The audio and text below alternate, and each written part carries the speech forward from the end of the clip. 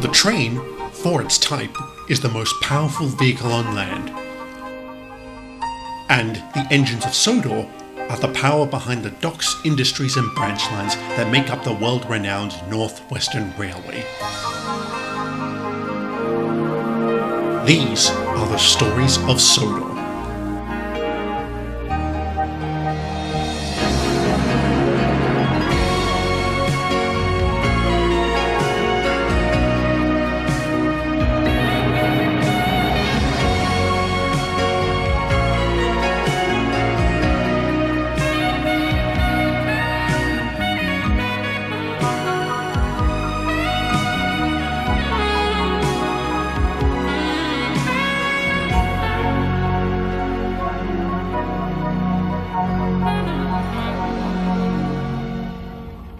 Henry's accident with the flying kipper was by far the worst to ever happen to us nor'easters up to that point. The men at Crovan's Gate did their best to fix him, but he would require more extensive repairs. So arrangements were made to transfer him to the LNER's workshop at Darlington.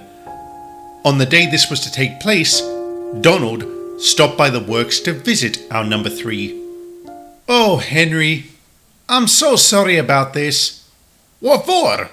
It wasn't your fault." "Yes, it was. It was the back half of my train you crashed into." "And if you'd done it on purpose, I probably would blame you. But you didn't, and I don't. The only thing I blame for the crash is the wretched snow for forcing that signal down. But I still feel guilty for killing one of your guards in the crash."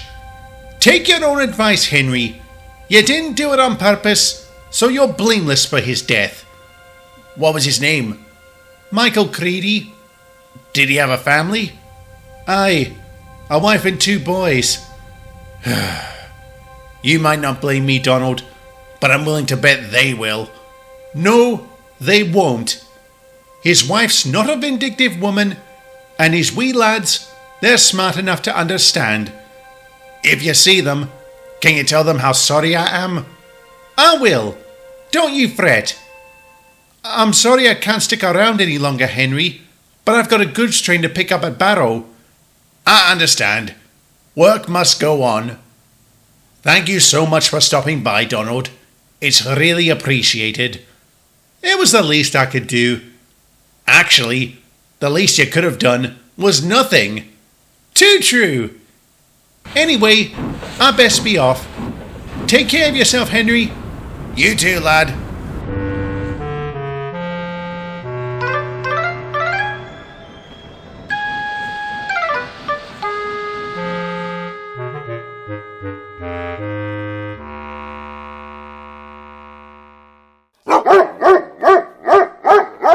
"I swear, officer, I didn't know what was in that crate.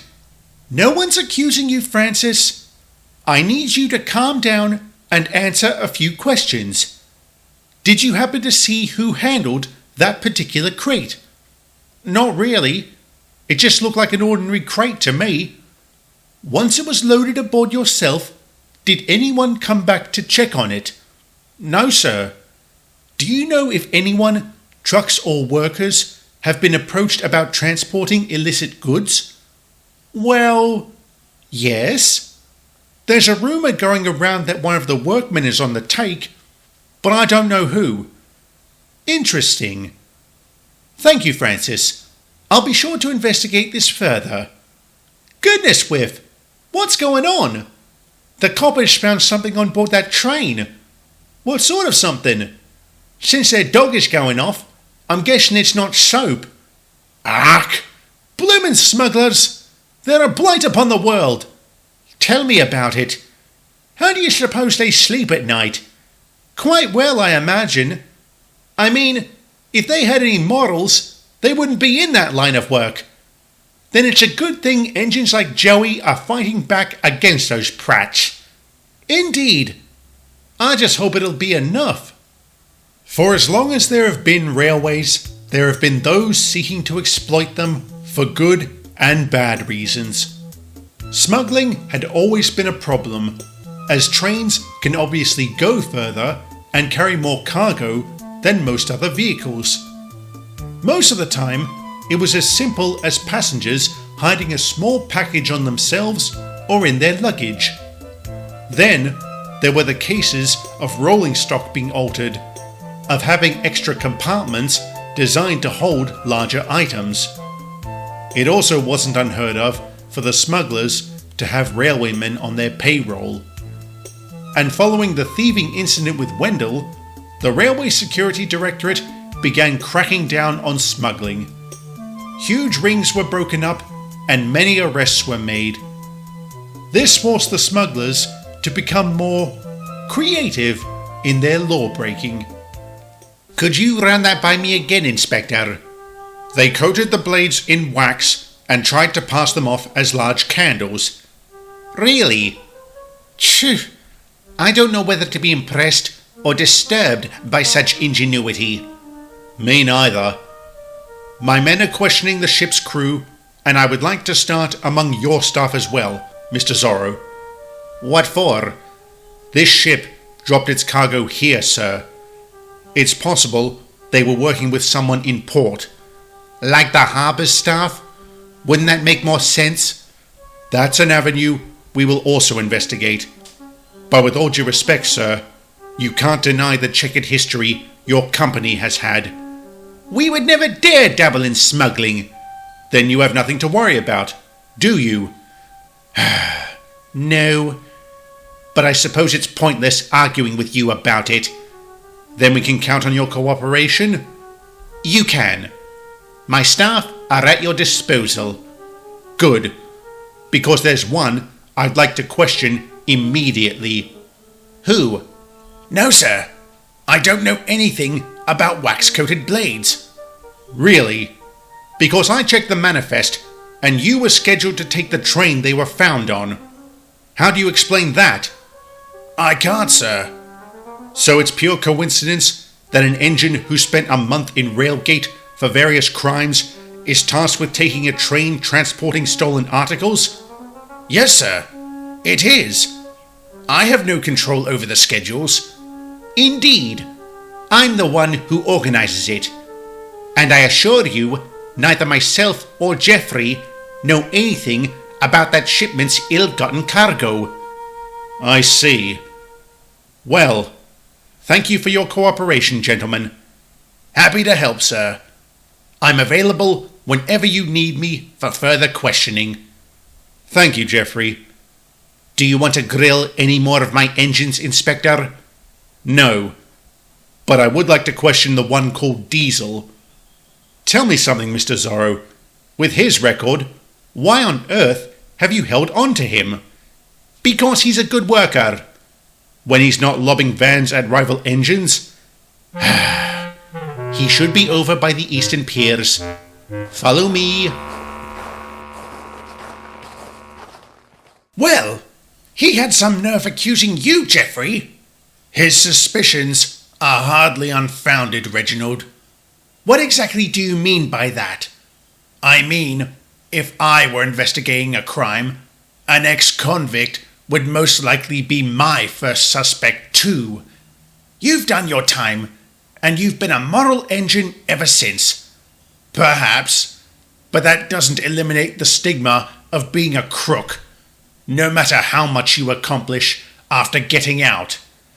When you put it like that, it makes me wonder why anyone would ever become a criminal. I can't speak for everyone, but for me, it was pure ego.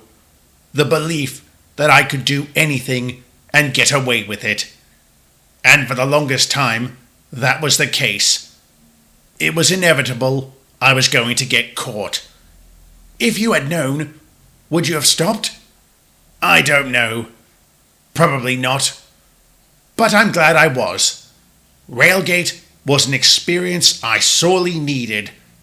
It gave me the incentive to never go back to a life of crime.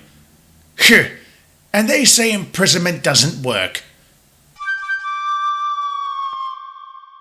You lads hear about those blades they found at Brendam yesterday? Yes. What a surprise the middies were involved. I don't understand how the Railway Board can allow such shoddy engines to continue working on Sodor. I know. Why the Fat Controller didn't give them the boot is beyond me. I hate to say it, lads, but maybe that was for the best. How do you figure? Well, this island may be small, but I doubt 8 of us would be enough to run the whole thing.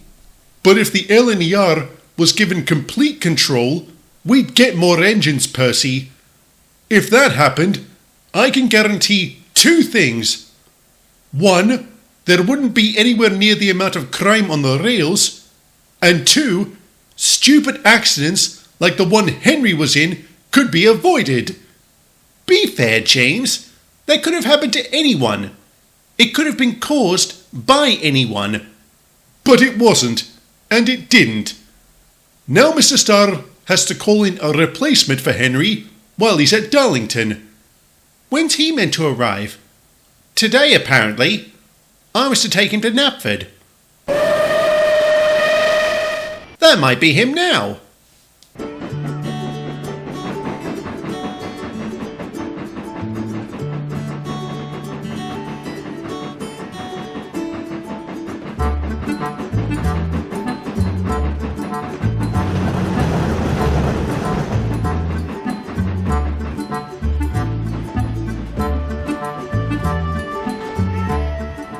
How do, lads? My name's Winston.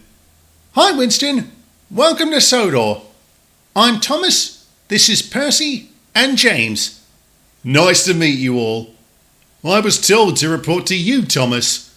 Yeah, I'm to take you on to Knapford. Tops. Say, before we head off, I'd like to ask a question if I may. Do you have an engine named Edward working for you?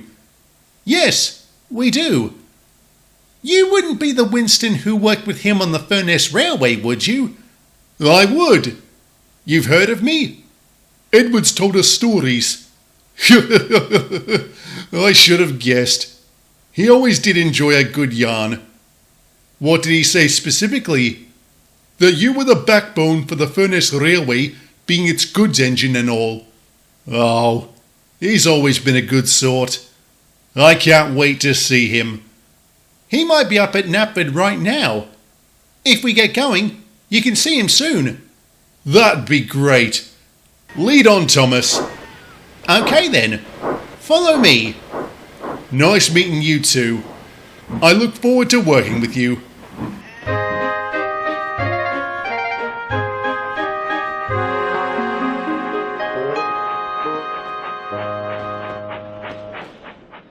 What's the matter, Eric? You look rather pensive. No, I was just thinking. Why hasn't Mr. Starr ever had me pull coaches? I don't know, old chap. Do you want to pull coaches? I'd like to give it a go. It can be pretty boring just taking trucks all the time. Maybe he doesn't think I'd be any good at passenger trains. More likely, he doesn't know you're interested. If you tell him you are, I'm sure he'll let you try your buffer at it. What if he says no? Then he says no. That's the worst that can come of it. But I think it more likely he'll be impressed by your ambition. And if you prove you're capable of handling goods and passenger trains, you'll become that much more useful to him. Do you think I'd be any good at it? With the right instruction, I think so. Right instruction? How difficult could it be?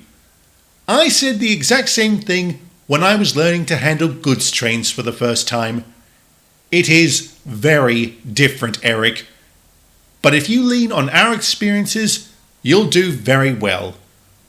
Thomas is a great teacher, so I'd start with him. Here he comes now, so why don't... What the... What's wrong, Edward? It can't be.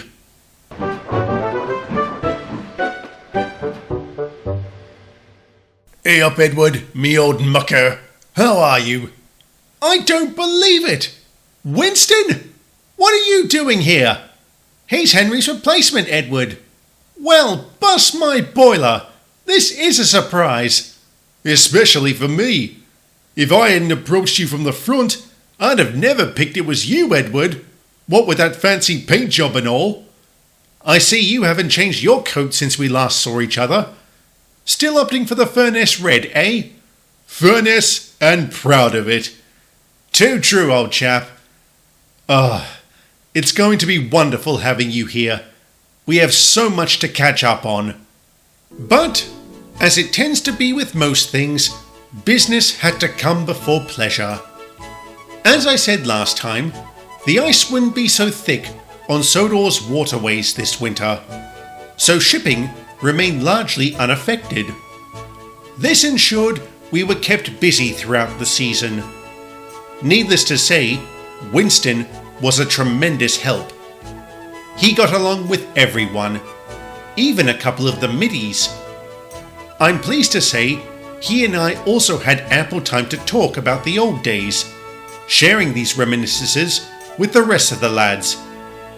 Indeed, we rang in the new year on a very high note.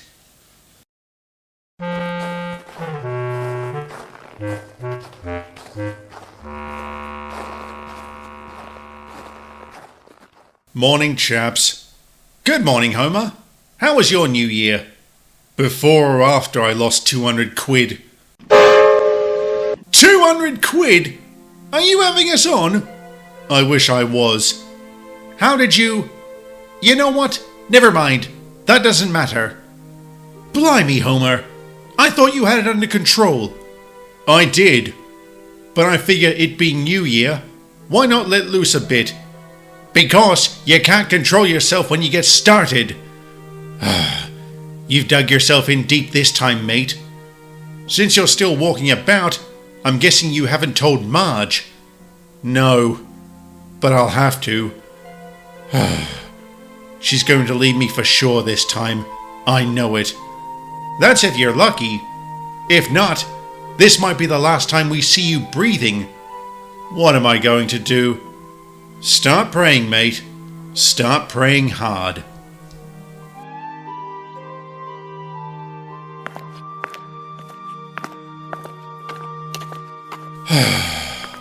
What am I going to tell Marge and the kids? How about nothing? Crikey!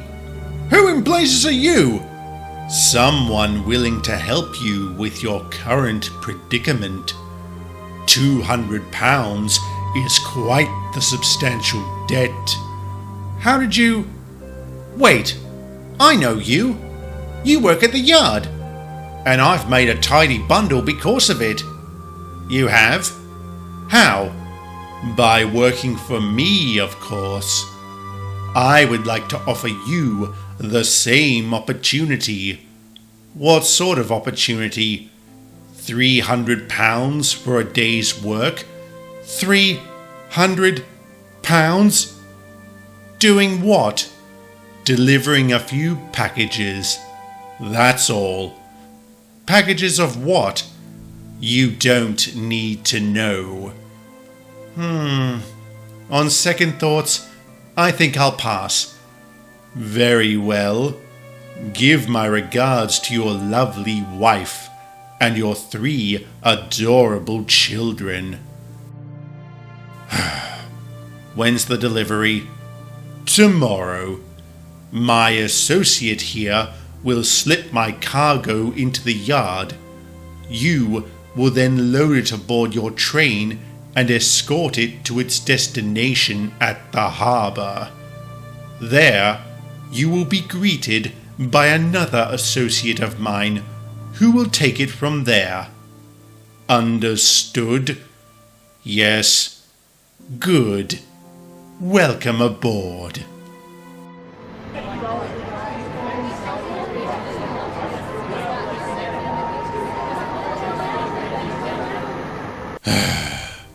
Good morning, partner. Don't call me that. I'll lighten up. Where's the package? It's in the 5th van from the front. I've marked the crate with an X. Will anyone else on the train know what's going on? Maybe the engine and their crew? Or maybe no one. I don't know. He doesn't tell me much. Then how am I going to deliver the crate at the harbour? Someone will approach you and ask if the train is carrying any special items. You'll tell them where the crate is. Once they've taken it, they'll pay you and you go about your business. Simple as that. Just how long have you been doing this? Long enough to afford a summer home in Jamaica? You're joking. Nope. This little sideline is very profitable. If you stick with it, you'll never have to worry about losing your home or your wife to that little gambling habit of yours. I'm only going to do this once and then I'm out. Yeah. Keep telling yourself that, mate.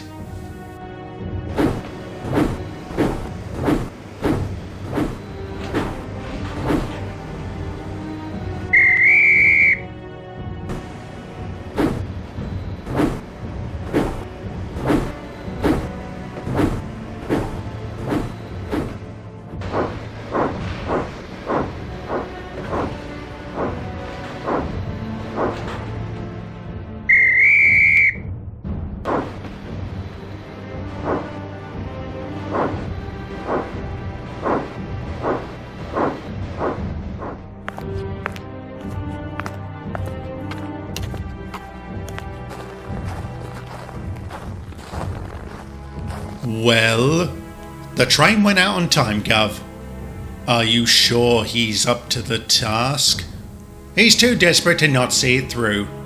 I hope so, because my associates wish to bring in a large quantity of the product and will require a secure route for transportation.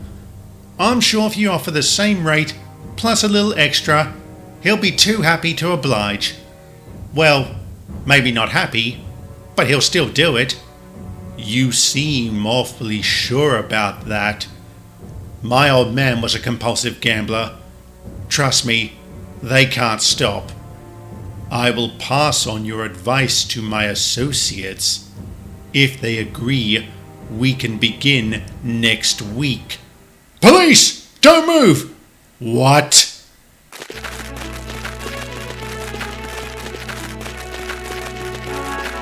Gentlemen, you're under arrest for smuggling, distribution of narcotics, larceny, bribery, and extortion.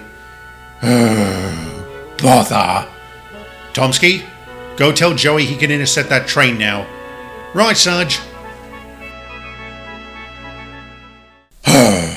Typical. I was making excellent time and a middy fouls it up. Why do you assume this is my fault? Because any engine depraved enough to conspire against the Flying Scotsman is almost certain to have a role in any act of wrongdoing. How many times must I apologize for that? As many as needed. If you can be bothered to remove your smokebox from your tender for a moment, you will notice I too have been shunted. Which is fortunate, because ignorance irritates me. And I can now ask you in person what you have done. Nothing. Absolutely nothing. Like you had nothing to do with those wax-coated blades? There is coincidence, and then there is complicity. I am complicit in nothing. We shall see.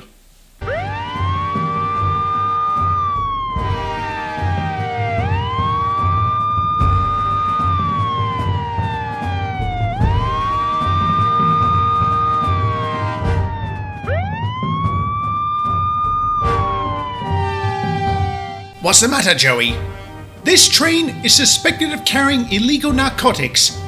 I need you to uncouple at once and come with me, Gordon. Excuse me!